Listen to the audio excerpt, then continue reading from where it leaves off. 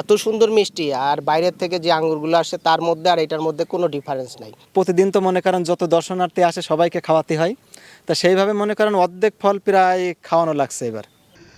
থোকায় থোকায় ঝুলছে বিদেশি জাতের কালো আঙুর, সেটাও আবার বাংলাদেশে। খেতে খুবই সুস্বাদু ও মিষ্টি। এই আঙুর চাষ করে তাক লাগিয়ে দিয়েছেন ঝিনাইদহ জেলার মহেশপুর উপজেলার যোগীহুদা গ্রামের আব্দুল রশিদ। 2 বিঘা জমি দিয়ে চাষ শুরু করা এই কৃষক বর্তমানে 22 বিঘা জমির মালিক। এই জমিতে তিনি বিভিন্ন ধরনের বিদেশি জাতের ফল চাষ করছেন। বাংলাদেশের আঙুর ফল টক হয়, সবার এই ধারণা ভুল প্রমাণ করে মিষ্টি আঙুর চাষ করে প্রশংসায় ভাসছেন তিনি।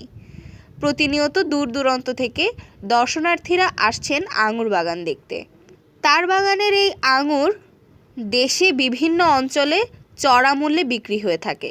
এবারের মৌসুমে ছোট বাগানে কালো জাতের এই আঙুর বিক্রি করেছে 3 লাখ টাকার মতো। এখনও বাগানে প্রায় 2.5 লাখ টাকার উপরে আঙুর আছে। এছাড়াও ইতিমধ্যে দর্শনার্থীদের ফ্রিতে আঙুর খাওয়াচ্ছেন প্রায় 2 লাখ টাকার মতো। সব জাতের আঙুর বিক্রি করতেছেন না, যেগুলো ওনারা অলরেডি সফলতা অর্জন করছে ওইগুলো শুধুমাত্র বিক্রি করতেছে। আমি যেই দুটো টেস্ট করলাম, ওই যে একুলো জাতের একটা আছে আর বাইকুনুর জাতের একটা আছে, যে দুটো আমি চারা কিনলাম আর কি, মোটামুটি মিষ্টতা আছে। হ্যাঁ, এখানে তো ঝিনাইদহতে হইলে তো আমার বাড়ি কুষ্টিয়াতেও হওয়ার কথা, পাশাপাশি তো অবস্থান, দুইটা জেলা, ভৌগোলিক অবস্থাও তো একই হওয়ার কথা, আবহাওয়া পরিবেশ। আজকে প্রায় আঙুরের চাষের বয়স হচ্ছে 4 বছর, আর এখন এই নতুন যে জাতগুলো এই জাতগুলোর বয়স হচ্ছে 1 বছর।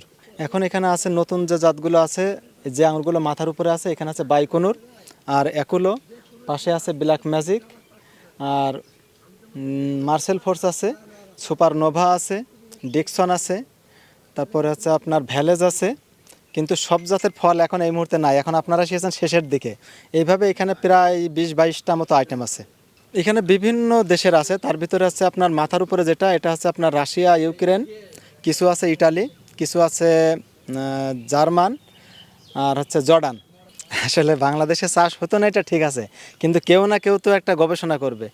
তা আজকে 4 বছর আগেই আমি এটা শুরু করছিলাম। তখন ইন্ডিয়ার কয়েকটা জাত নিয়ে শুরু করছিলাম, সেটা সবুজটা ছিল, কিন্তু সেইগুলো চাইতে এখন এইগুলো অনেক উন্নত। এরপরে আছে এই জাতগুলো আস্তে আস্তে আমরা যারা আমাদের কৃষি প্রবাসী যারা বাইরে আছে তাদের মাধ্যম দিয়ে আমাদের সংগ্রহ করা, আর কিছু আইটেম তাদের কাছ থেকে নিয়ে যারা আমাদের দেশের ভিতরে যারা আগে নিয়ে এসছে তাদের কাছ থেকেও 2-1টা আইটেম আছে সংগ্রহ করা। 2005 সালে শুরু করছিলাম 1 বিঘা জমি দিয়ে। এখন মোটামুটি আমার প্রায় 20 বিঘা মতো জমি আছে, যেগুলোর উপরে আমি চাষ করতেছি। প্রতিদিন তো মনে করেন যত দর্শনার্থী আসে সবাইকে খাওয়াতে হয়, তা সেইভাবে মনে করেন অর্ধেক ফল প্রায় খাওয়ানো লাগছে এবার। শুধু আঙুর ফল নয়, এর গাছ বিক্রি করেও প্রতিনিয়ত আয় করছেন হাজার হাজার টাকা। দূর দূরান্ত থেকে এই আঙুরের বীজ নিতে আসছে নানা শ্রেণী পেশার মানুষ। আঙুর আসলে অসাধারণ স্বাদ, মিষ্টতা এবং গন্ধ যেটা বলে, এবং কালার, এটা আসলে আমি বলবো যে একদম বিদেশি ভ্যারাইটি, তেমন কোনো পার্থক্য নেই। দর্শক, আমরা দেখতে পাচ্ছি মহেশপুর থানার অফিসার ইনচার্জ মাহবুবুর রহমান এসেছে আঙুর বাগানের আঙুর পরিদর্শনে। চলুন তার সাথে কথা বলে জানি এই আঙুর বাগানের আগুনের স্বাদ কেমন। আমার এতদিনে ধারণা ছিল যে আমাদের দেশে যে আঙ্গুর চাষ হয় এটা সম্ভবত মিষ্টি না, টক।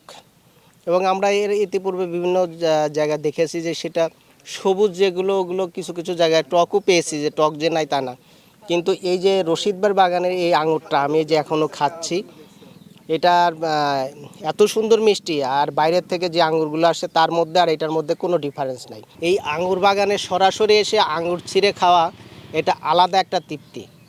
যত আমি বাজার থেকে যেটা কিনে নিয়ে যাই সেটা, আর গাছে যে থোকায় থোকায় ঝুলে আছে সেইটা খাওয়ার মধ্যে আলাদা একটা তৃপ্তি।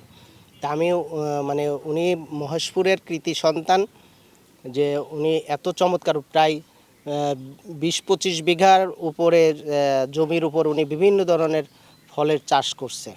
তা আমরা মহান সৃষ্টিকর্তার কাছে প্রার্থনা করি যে উনি যে চিন্তা চেতনা নিয়ে এই কার্যক্রম শুরু করেছে এটার প্রসারতা আরও ঘটুক, এবং উনি বাংলাদেশের সহ বিশ্বের সব জায়গায় ওনার এই কর্মকাণ্ডের পরিধি ছড়ায় যাক।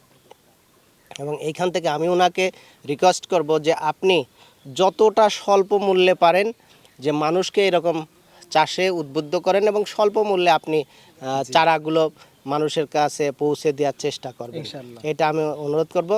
আর পাশাপাশি যারা এই এখন পর্যন্ত এটা দেখেন নাই, জানেন নাই, তারা দেখতে আসেন যে আসলে কতটা ভালো লাগবে।